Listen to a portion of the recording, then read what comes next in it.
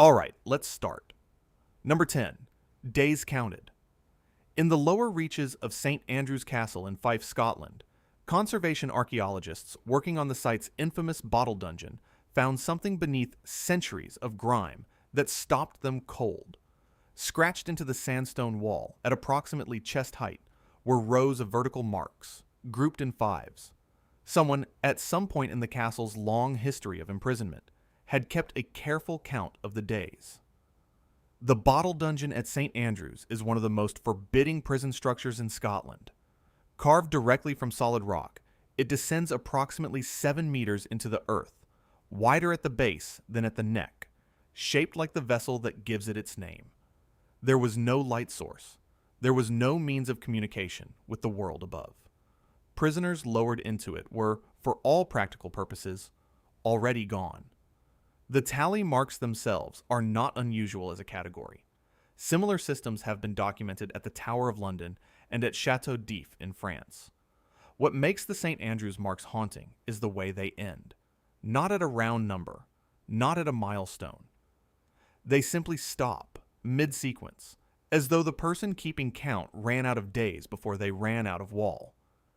Historic Environment Scotland, which manages the site, has not been able to match the marks to any specific prisoner in the castle's records. The dungeon was in use from the medieval period through the 16th century, a span that encompasses several hundred years of captivity, and the author could be almost anyone. The last mark is shallower than the rest, as though whoever made it had grown too weak to press hard into the stone. Number 9. Escape Plan.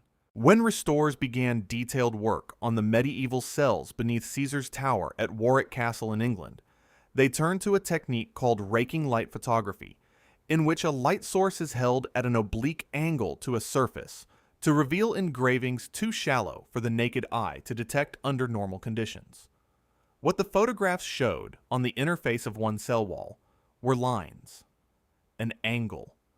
What appeared to the archaeologist reviewing the images to be a measurement mark. Someone had drawn something that looked like a plan. Caesar's Tower dates from the 1330s and was constructed with the specific solidity that medieval builders reserved for structures meant to hold people against their will. The walls of the lower cells are approximately 1.5 to 2 meters of solid sandstone. The cell in question sits well below ground level. Whatever the diagram on the wall was intended to represent, it could not have been based on any realistic assessment of the physics involved. English Heritage, which assessed the site, formally classified the marks as an undetermined prisoner inscription, a category that acknowledges their deliberate nature without committing to an interpretation. That restraint is itself revealing. Specialists who reviewed the raking light photographs noted that the lines have an intentional quality, a consistency of pressure and direction that distinguishes them from idle scratching. No corresponding structural weakness has ever been found in any wall of that cell. No tunnel attempt, however rudimentary, has been identified anywhere in the stonework. The plan, if that is what it is, never became anything more than a diagram. Was this a blueprint for escape, or the last attempt of a deteriorating mind to impose some kind of order on a situation that had none? Number 8.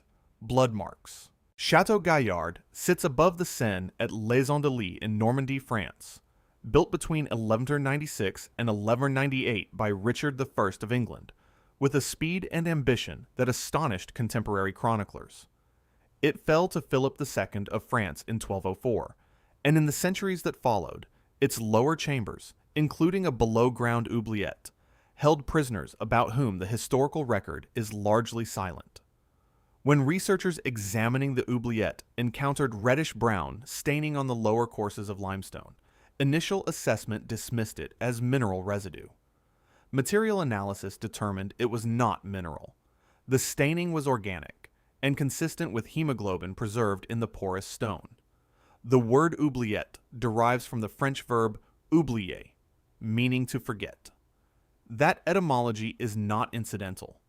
These were not detention spaces in any corrective sense. They were places where people were put and not thought about again.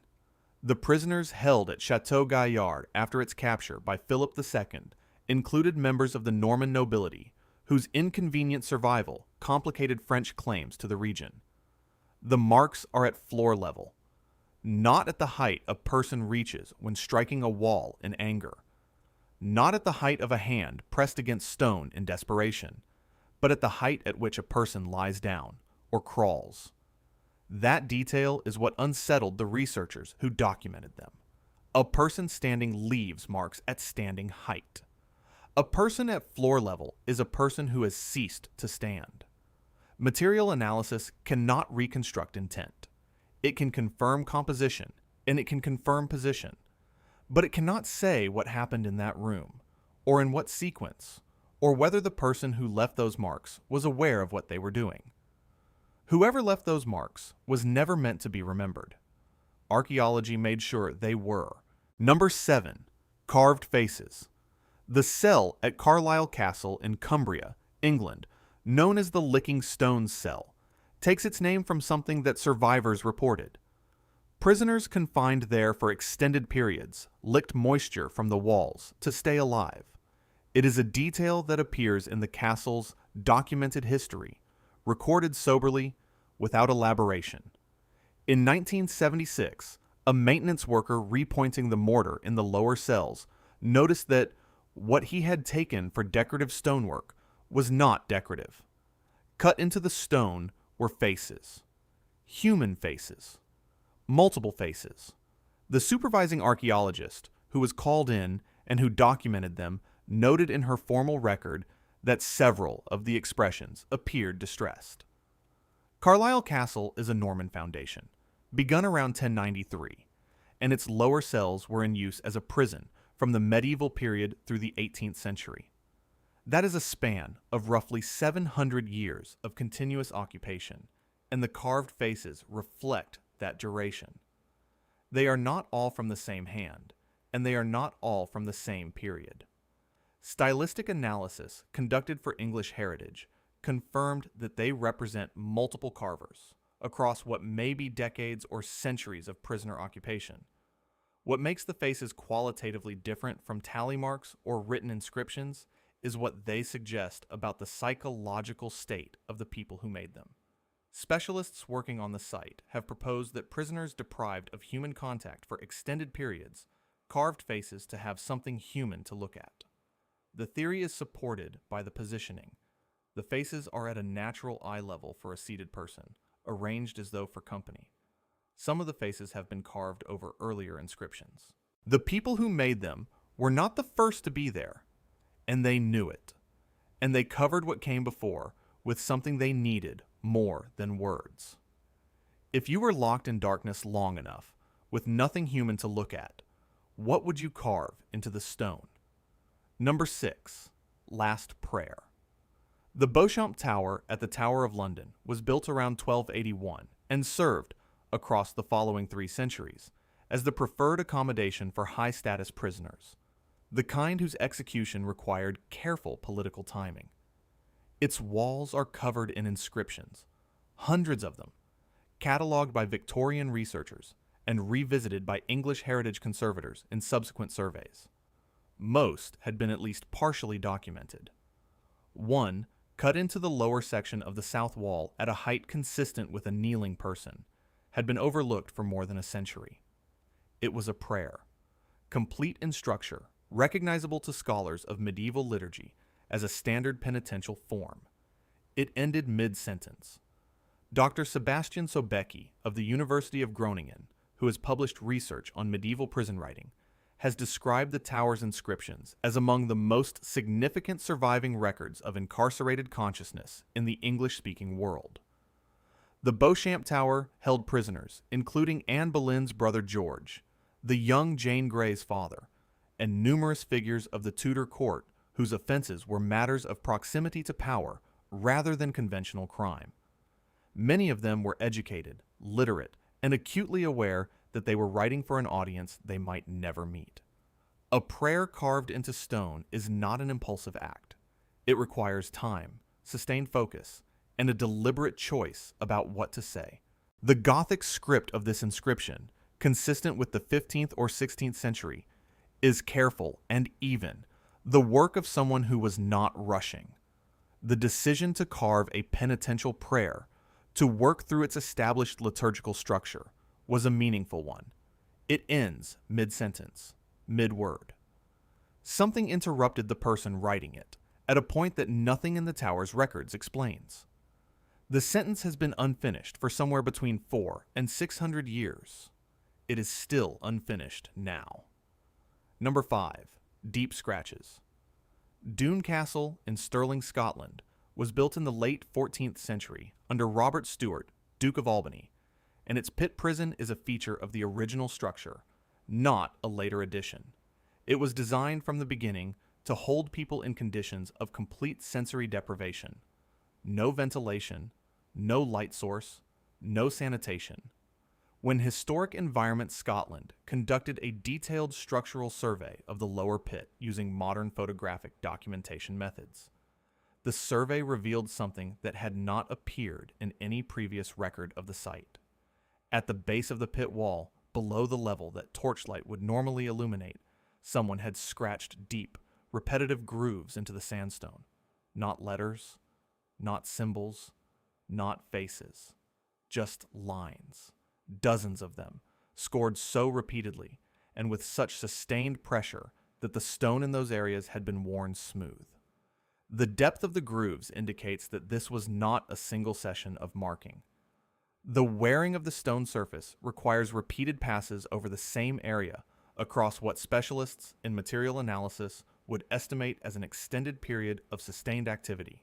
Someone was down there, in the dark, running their hands, or a fragment of stone or metal across the same grooves again and again over what may have been days or weeks. Specialists in medieval epigraphy, the scholarly discipline concerned with the study of inscriptions, reviewed documentation of the Doune marks and confirmed that they carry no decodable meaning.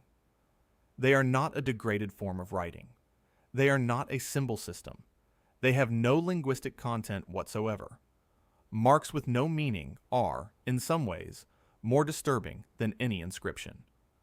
These scratches suggest a person who had moved past language, past the need to communicate, past the desire to leave a record, into something more elemental and more claustrophobic than any of those things. At what point does a human being stop trying to say something and simply make marks to prove they still exist? Number 4. Last words.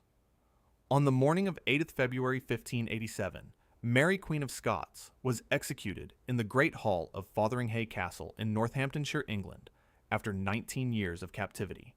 She was 44 years old. The night before her execution, she wrote a final letter to Henry III of France, a document that survives in the Bibliothèque Nationale de France and has been studied extensively by historians. What is less studied is what she left behind in the stone. Contemporary accounts confirm that Mary scratched a Latin inscription into the shutter of her cell window.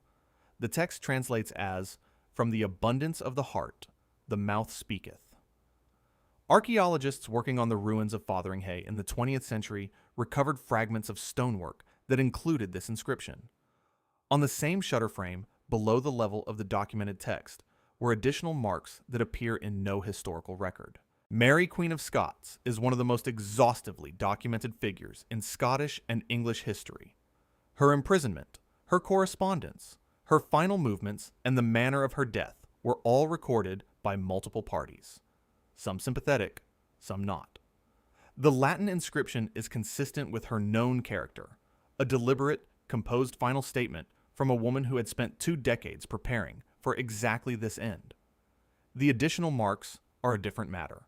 They are positioned below the documented inscription, at a lower point on the frame, and the Northamptonshire Archaeological Unit, which formally recorded them, has not been able to attribute them to any identified hand or period. They may belong to another prisoner entirely. They may predate Mary's occupancy. They may not. What they cannot be is explained away. The marks are there on the same surface as her documented final words, unaccounted for in 5 centuries of detailed historical record. Mary Queen of Scots wrote her last known words with ink in a letter the night before she died. Whatever she scratched into the stone, she wrote in the dark, and she told no one. Number 3. Final message. The toll booth of Edinburgh, known also as the Heart of Midlothian, stood at the head of the Royal Mile from approximately 1480 until its demolition in 1817. Sir Walter Scott, who witnessed its destruction and retrieved the stones of its doorway, described it in his 1818 novel of the same name as a place where the weight of human misery had accumulated in the walls themselves. During demolition and subsequent construction work, sections of the original internal stonework were recovered and in time entered the collections of the National Museum of Scotland. On one face of a block that had formed part of an interior cell wall, carved in Middle Scots consistent with a 16th or early 17th century date, was a complete sentence. The translation into modern English reads, "I go to God. The rest is nothing. Remember me." The toll booth held a cross-section of Edinburgh's condemned across nearly 4 centuries, common criminals and Reformation martyrs in roughly equal measure, men and women whose offenses ranged from debt to heresy, depending on which regime was in power at the time. The prison's records are incomplete, as such records generally are, and the name of the person who carved this sentence has not been matched to any surviving document.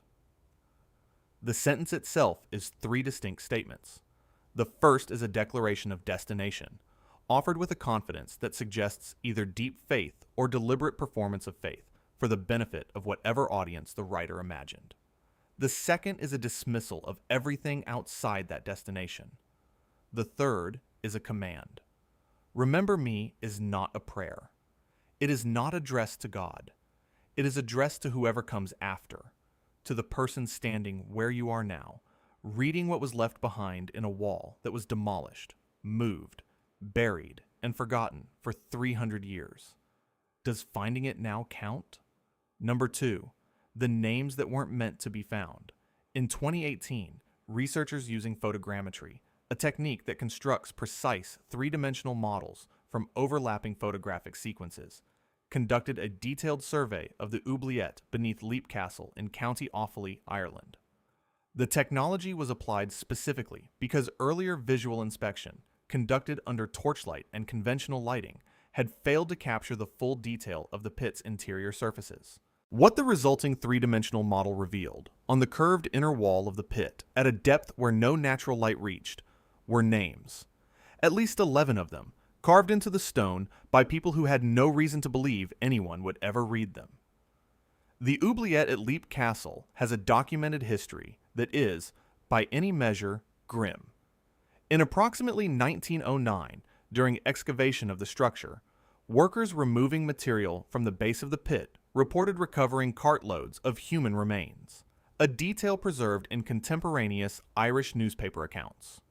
Subsequent estimates, based on what was recovered, suggested the remains represented several hundred individuals. The castle's oubliette was a drop pit. Prisoners fell through a trapdoor onto wooden spikes below and had no means of exit. The names on the wall were carved by people who knew this.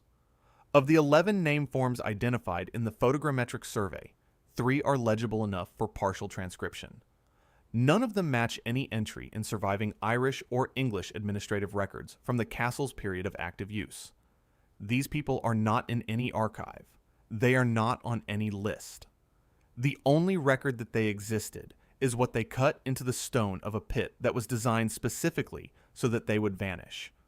Researchers who reviewed the survey findings described the inscriptions as, in their published notes, the most deliberate act of self-preservation, documented in a space designed for erasure.